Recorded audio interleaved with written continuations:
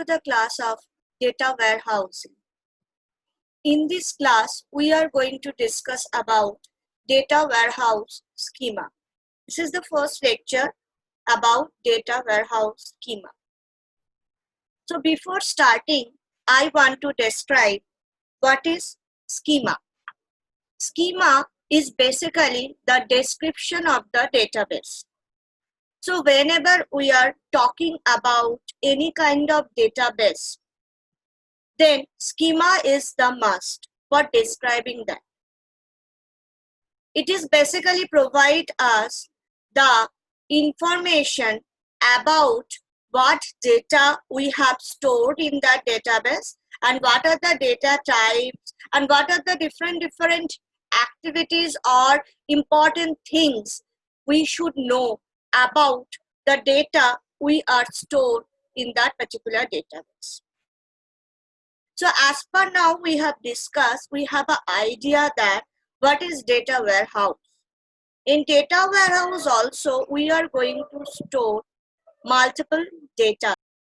Firstly, we are going to discuss about database schema, overview about database, overview about schema basically. Then we are going to discuss about star schema student. So let us start. So data warehouse schema, overview. So I just told that why schema is very much important, because this is the logical representation of entire database. If you remember, whenever in the DBMS class we have discussed about database schema, there we have a 3-level schema where there is a logical schema where the total description of the database is present. In Oracle, if you write describe table name, then also the schema, or describe the object name, then the schema definition we can have. So it includes the name and description of records of all record type, including all associated data items and aggregates. That means all the things we have already stored, it provides the information about those. Records means the tuples, the rows. So it will provide about the every row there is a column, and it is basically provide the name and the description about the records. Okay, just like a database, a data warehouse also required to maintain a schema. The schema in database, we have relational schema, but mostly used schema is relational schema. But in data warehouse, we maintain star, snowflake, and fact constellation schema. So these are the schema, those are maintained in data warehouse. Now in this lecture, we are mostly concentrate about star schema. So we are concentrating on star schema. So this is the, you can see this is the figure of the star schema where we have a single fact table and we can have multiple dimension table. So you can see the picture is just like a star. If you just form, join this, then it will form a star. In between we have a single fact table. In star schema we have always a single fact table, and we can have multiple dimension table that is linked with that fact table. So in star schema, data are organized into facts and dimensions. A fact is what? It is an event that is counted or measured, such as a sale or login. And dimension includes reference data about the fact, such as date, item, or customer. A star schema is a relational schema where a relational schema whose design represent a multidimensional data model. Here the dimension table, these are not just the relational database table. Okay.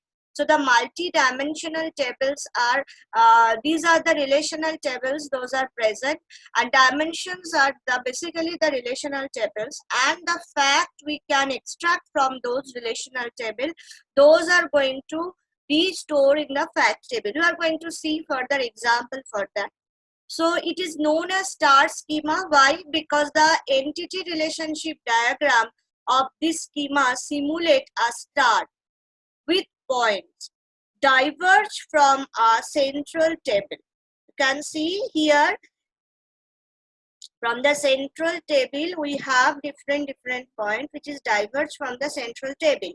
And the central of the schema consists of a large fact table and the point of the star at the dimension table. So before describing about the star schema, we should describe about what is fact table and dimension table. So what is a fact table? A fact table is consist of facts. With the help of the fact table, we are going to represent the fact only. So in this table, we can see here there is a dimension date, here is a dimension store, and here is a dimension product. Let us look what are the things we are stored in the dimension date. The ID, which is a primary key, and you can see this dimension date table and there is the fact cells table. There is a connection between this dimension date table and the fact cells table with the ID. Basically, there is a foreign key relationship established here. This ID is which is act as a primary key in this dimension date table. That is going to act as a foreign key in this fact cells table. In this case also there is a foreign key relationship established, and in this table case also there is a foreign key relationship established. Basically, with every dimension table there is a foreign key relationship established with the fact table. That is the connection between the dimension table and the fact table. Now from the date table we are going to mention the information about the date of the cell. Okay, so basically we have maintained date, day of week, month name, quarter name, and year. About any cell have done. In store table we are maintaining the information about a particular store. Here we have maintained the store number, the store province, and the country. Okay, and in the product table we have maintained information about the product. Here we have maintained the product code, the product name, its brand, its category, etc., etc. Now from all these, what is basically important for us for the sales point of view? That means that is important that we should calculate how much product or how much items we have sold. That is the unit sold. So that is basically the fact. So that is basically going to store in the fact table. So basically in the fact table, what are the things we have? The primary key of every table, every dimension table. Here you can see there is a date ID from the ID table. That is the primary key of the ID table, act as a foreign key in this table. Here we have the store ID, which is basically the ID in the dimension store table. Here also we have a product ID, which is basically the ID in the dimension product table. And another row is what? Column is what? Unit sold. That is basically the fact, how much amount we have sold. Okay, so this is going to store. So it's here for in this come to this data, sales revenue by month by product. Factor also known as measurement or metric. So whatever things we can measure, that is going to store in the fact table. So the fact table record captures a measurement or a metric. Okay. Now the type of measurement we can have from the fact table. Okay. So fact table can store different type of measures such as additive, non-additive, and semi-additive. Okay. What is additive? As its name implied, additive measures are measures which can be added to all dimensions. So if the whatever fact we are representing, if it is added to all dimensions, then the fact is additive. Now the different from additive measures, non-additive. Non-additive measures are measures that cannot be added to all dimensions. Maybe some measurement is like that, which cannot be added from all dimensions, then it is non-additive. Now come to semi-additive. Semi-additive measures are the measure that can be added to only some dimension and not across others. That means in the additive, we have fact is basically measures from all dimensions table. In case of non-additive, fact is coming from a single dimension table. And in case of semi-additive table, fact is coming from some of the dimension table. Okay. So in the previous example, here you can see the unit sold.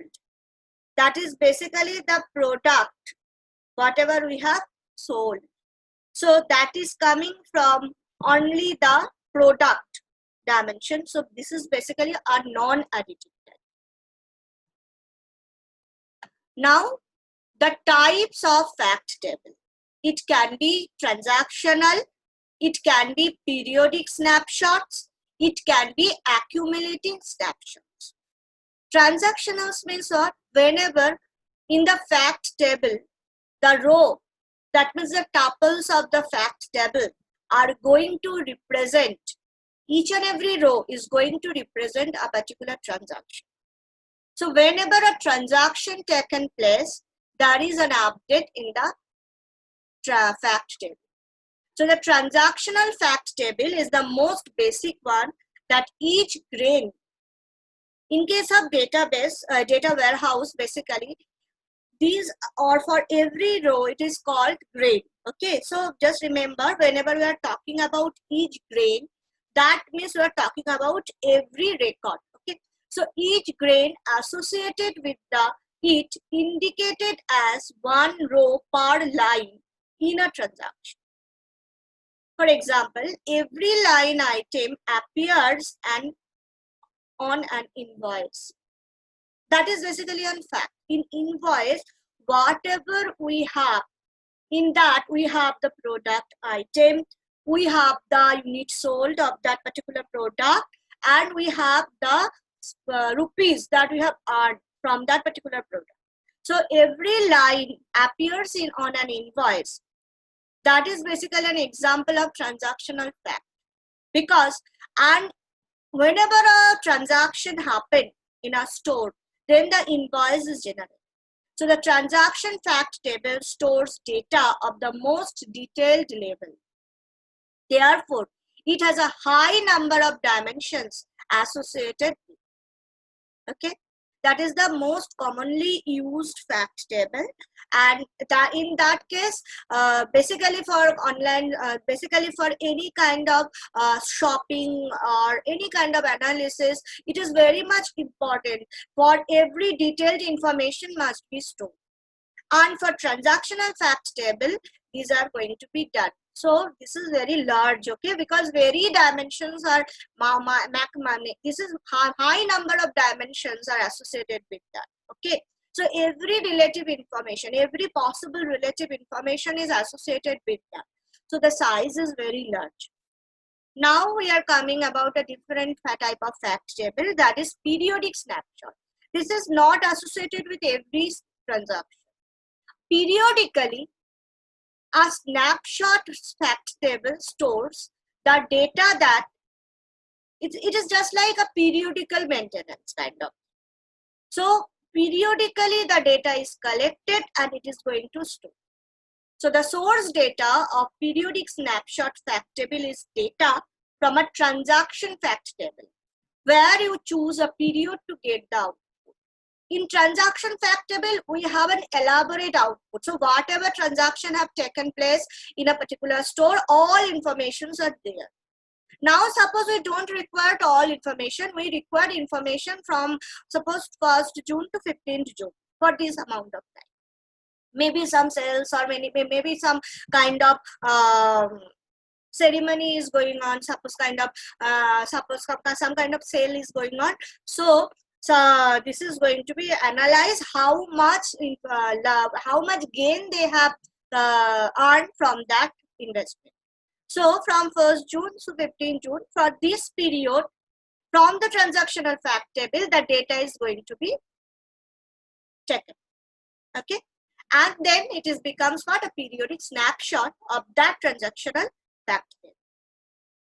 Now come to the accumulating snapshot. So the accumulating snapshots fact table describes the activity of a business process that has clear beginning and end. This is not a period as for a specified period. This is for a particular product from the beginning to end, for a particular business process from the beginning to end. Okay. For example, suppose we want to accumulate information about processing a material. So whenever the processing of the material start, from that position we are going to collect the snapshot, and whenever the processing end, up to that the snapshots are going to be accumulated. So the difference between the periodic snapshot and the accumulating snapshot is what? For the periodic snapshot, at the beginning the time span can be mentioned, that from this time span to this time span, up to this time span, the data should be collected. But for the accumulating snapshot, it cannot be possible, because we don't have a clear idea that how much amount of time it will going to be taken. It is from the beginning to end of the process. Okay, so maybe it's required, how many times it's required, it is going to accumulate snapshot. But it is also not the total one. Transactional is basically the total one. Now from the transactional we are going to have a periodic snapshot, or we can have an accumulating snapshot. So periodic snapshot means a time span is mentioned, and from that particular time span, every information from the transactional fact table is going to be taken. In case of accumulating snapshot, the time span cannot be defined. For a particular business model, from the begin to end, whatever data is produced from the it is going to be taken. That is basically the one. Okay. Now come to the designing of the fact table steps. How a fact table can be designed. So firstly, we need to, this is basically described by the Kimball, which is the founder of all this. Okay. So the first thing we need to do what? We need to choose a business process model. First thing we need to decide what are the data we should gather. For that, we need to understand the business need and the available data. So we need to understand the business need and available data. And then we need to decide the business process to model. So firstly, we need to think what is our requirement and what is the available data. That is the thing. Okay. So firstly, we need to decide on that. We should be very clear about that. What is our business requirement? What is our business process to model? Okay. Now we need to declare the grain. That means we need to describe exactly what fact table record represents. That means what are the things we are going to store in the fact table. So in the first step, we are getting the idea, what is our requirement. In the second step, we are actually describing what are the things we should store in the fact table if this is my requirement, and if I want to establish that, if we want to satisfy that requirement, whatever data we should collect. Okay. Next, the dimension choose. We should choose the dimension. Once grains of fact table is stated clearly, it is time to determine dimensions for the fact table, because fact table is not going to produce any data. Fact table is going to measure from the data. So from where the data come? The data come from the dimension table. So we need to choose after they declare the grain, the next thing we need to do, what we need to determine from which dimensions we are going to get that. Okay, and then we need to identify the fact. What is that? We need to identify the fact that is going to appear in the fact table. Okay, so we need to identify the fact that is going to appear in the fact table. So these are the things that we should maintain, and these are basically the steps that we should maintain whenever we are thinking about designing of a fact table. Now, sometimes we are going to have a factless fact table. Now, what is that? The factless fact table is basically where we don't have any fact to be measured, basically. Okay, so the factless fact table is a fact table that does not contains any fact. So that can be of two types, where first type is a factless fact table describes event or activity. So it is going to describe the event or activity, but it is not going to give you any fact, that means any measurement. Another thing is what? A factless fact table describes a condition, eligibility or coverage. Okay. So factless fact table for event or activity, when designing dimensional model, you often find that you want to track events or activities that occur in your business process, but you cannot find measures to track. Then we require this kind of factless fact table. And even though there are no facts storing in the fact table, the event can be counted to produce very meaningful process measurement. So this is an example. Here you can see this is an factless fact table basically. So here, if you apply the query that select employee name as how many leaves they have taken. Now here you can see there is no measurement here. Here only whatever things we have stored, the ID of all this table, the day ID, the time ID, and the leaf type, and the employee ID. Okay, so from the all table we have actually collect the ID, and then we have actually apply this query, that is select employee name as name, count leaf type ID as leaf from fact table, fact leaf, that is this inner join deem employee and inner join. Okay, so basically we have applied this query and then it will show like this. So this is the type of leaf, count of leaf they have produced. Okay, so basically from this we have an idea that how many leaf they have taken. Okay, how many type of leaf they have taken. So this is basically an useful information, but this is not any kind of measurement. So this is a factless fact. So factless fact table can be also used in this situation, that is tracking salesperson assigned to each prospective customer, logging the eligibility of employees for a compensation program, capturing the promotion campaign that are active at specific times such as holidays. Here you can see this is another example of a factless fact table where the fact tables, this fact cells, this is basically a fact table in which we have grains like product ID, store ID, date ID, and promo ID, which is basically the ID from all these dimension table, and the unit sold and the dollar cost. That is, no measurement is done here. Okay, only the data that is already stored in this table that is going to be produced. From where we can know that what product that has promotion did not sell, we need to as follows. So basically here we can have in this case this is basically the we want to do what product that has promotion did not sell, we need to do as well. So look at the second star to find the product that have promotion.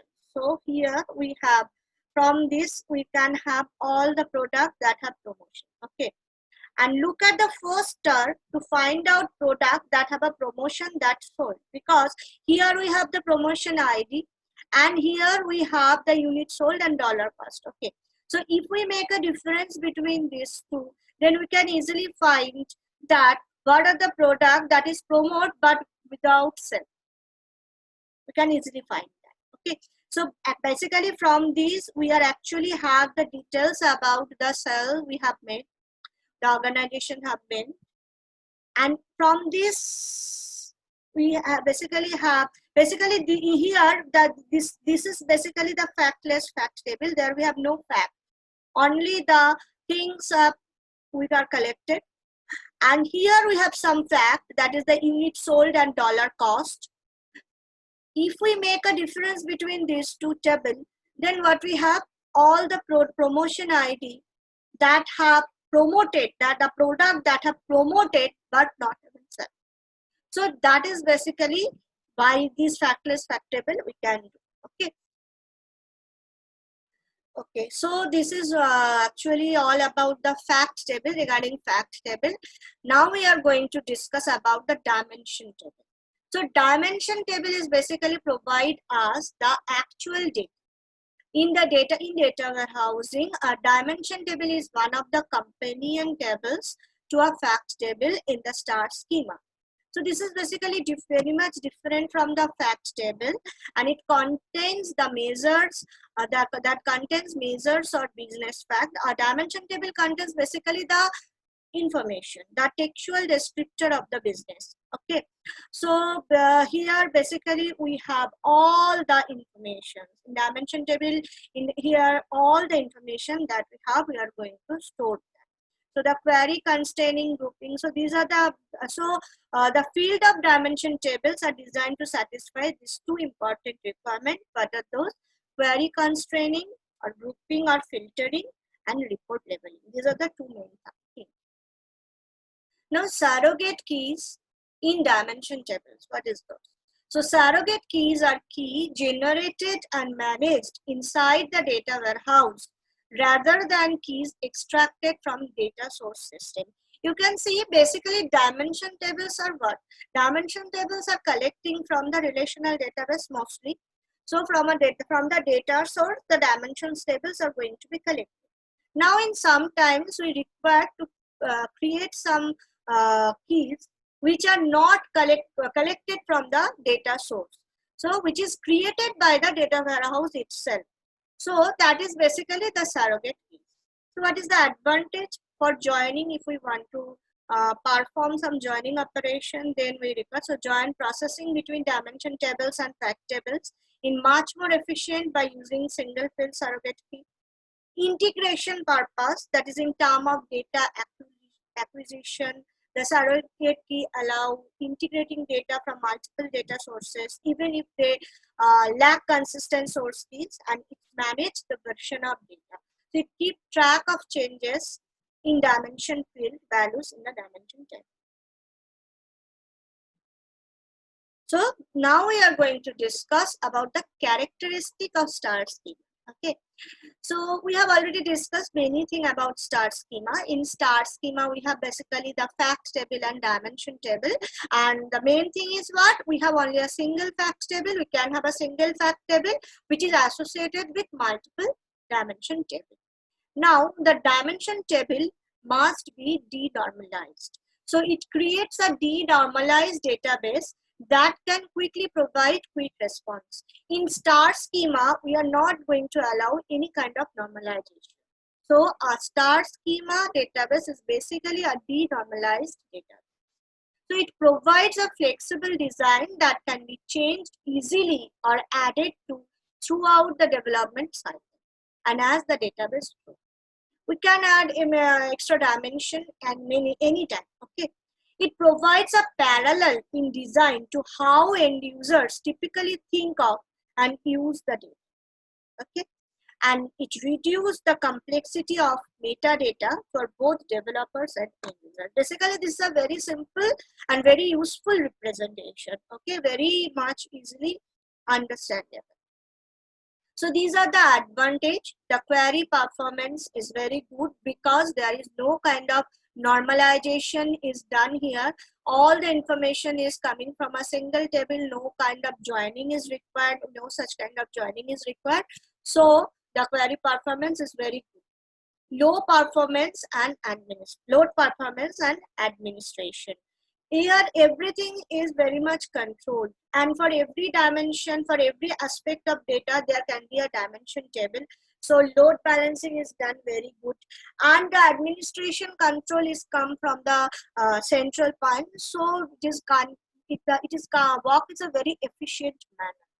And built-in referential integrity is present here because every dimension table is connected with the fact table with a foreign key relationship. So the referential integrity is automatically present here. So for this reason, it is called built-in referential integrity. It helps the total schema to maintain the data consistency. Okay, and it is easily understood because we have already discussed about the characteristics of the star schema. We know that it is a very simple kind of representation of data, and it is very much matched with the user perspective, so it is very much easily understood. Okay, now there are some disadvantage of star schema. So those are what? There are some conditions which cannot be met by star schemas, like the relationship between the user and a bank account cannot describe a star schema as the relationship between them is many to many. So suppose a star schema is composed of a fact table, cells and several dimension tables connected to it for time, branch, item and geographic location. The timetable has a column for each day, month, quarter, and year.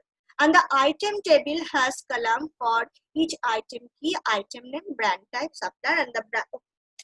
So in this scenario, the sales table contains only 4 columns with IDs from the dimension tables, time, item, branch, and location. Now instead of 4 columns for time data, 4 columns for item data, 3 columns for branch data, and 4 columns of location data.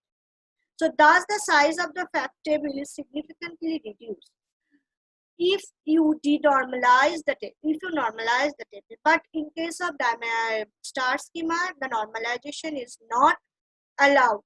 So when we need to change an item, we need only make a single change in the dimension table. Okay. So this is basically the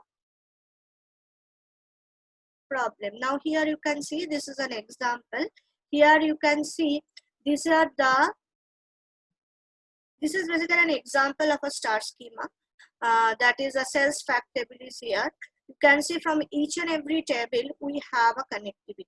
Okay, so basically the primary key of each and every table is going to act as a foreign key in the fact table, and unit sold and dollar sold, these are the measures. Okay, these are the fact from the fact table. So the next thing is come, how can we define this? So whenever we are going to define this, we can define it like this. So define Q cell star time item branch location. So this is going to be create the fact table, and with that dollar sold, this is for the this column, and this is for the this column. So this code is for the fact table creation. And now we have, these are the code for creating the dimension table. Here you can see very simple code. Define dimension time as time key, day, day of week, month, quarter, year. So these are the code used for creating the dimension table. So in this way, very easily you can create a star schema in the using SQL. Okay. So basically these are all about the star schema. We have snowflake schema and fact constellation schema or galaxy schema also. In the next class we are going to discuss about those. So this is end of today. So thank you students for your patience here.